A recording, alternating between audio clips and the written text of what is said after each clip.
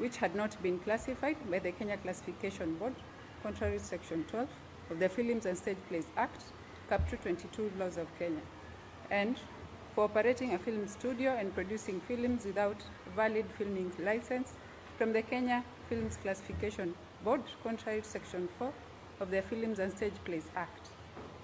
Section 32 of the Films and Stage Plays Act, Cap 222 laws of Kenya, provides that any person who is guilty of an offense under this act shall be liable to a fine not exceeding 100,000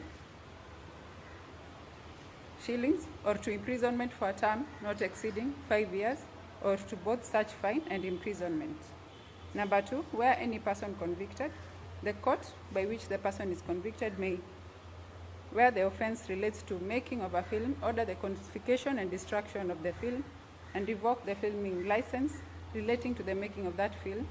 Part B, where the offense relates to exhibition, order for the confiscation and destruction of the film, and in addition, or instead revoke the certificate of approval given, if any. Counsel for the accused in mitigating stated that the accused is a family man and he is the provider. Further, that the accused person has undergone lots of torture during the pendency of this case. I believe that was towards the violation of his rights. He added that the accused person was charged with a similar offense and that the current offense is one that may have been committed unintentionally as he was in possession.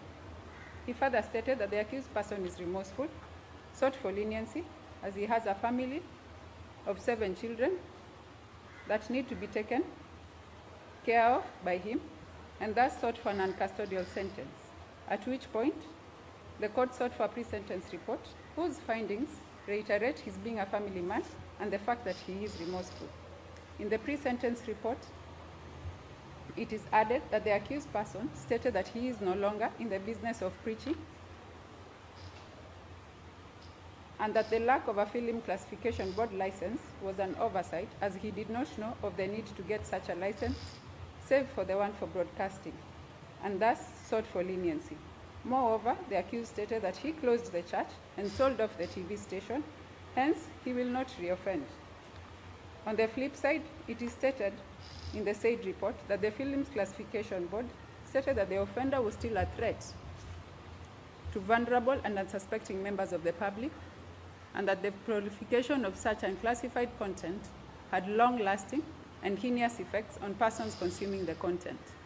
The prosecution too, in submission, referred court to the sentence policy guidelines, which I shall make recourse to in meting out sentence, and also made reference to case law on sentencing, further directed the court to the case of Shadrach Kipkoech, Kogo versus Republic, where the court stated that sentence is essentially an exercise of the court's discretion. In light of the foregoing, I do consider that the accused person is 50 years of age, his remorsefulness, and the fact that he indeed learned his lesson and closed down shop and relocated, thus does not operate and run the said Good News International Church, and that he sold off his TV station. I also consider the length of time taken for this case to be concluded, the resources that may have been resulting thereof, that he is a family man, and they depend him on their source of livelihood. I'm also cognizant of the accused diligent attendance to court. All the foregoing are insofar as mitigating circumstances are concerned. In respect to the charge of possession and exhibition, the defense counsel in mitigation stated that the accused had been charged with a similar offense, thereby making him a repeat offender. That, however, the said offense may not have been intentional.